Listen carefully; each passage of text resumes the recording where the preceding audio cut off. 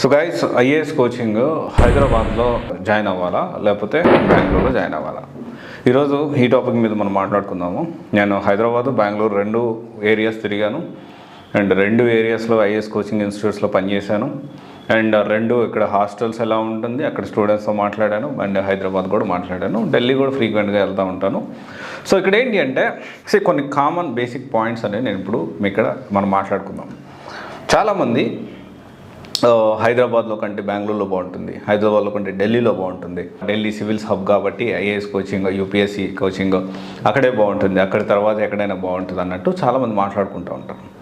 And జనరల్గా నిజం కూడా ఎప్పుడు ఒకప్పుడు, కానీ ఇప్పుడు పరిస్థితులు మారాయి.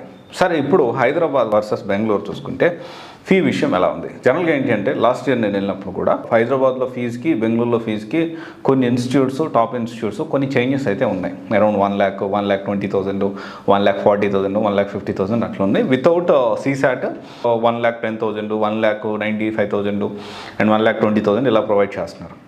అండ్ వేరియస్ హైదరాబాద్లో కూడా 1,30,000, 1,50,000, 40,000 ఇలా చెప్పుకుంటూ పోతే కొంచెం వేరియస్ ఇన్స్టిట్యూట్స్, టాప్ ఇన్స్టిట్యూట్స్ కొంచెం అటు ఇటుగా అవే ఉన్నాయి.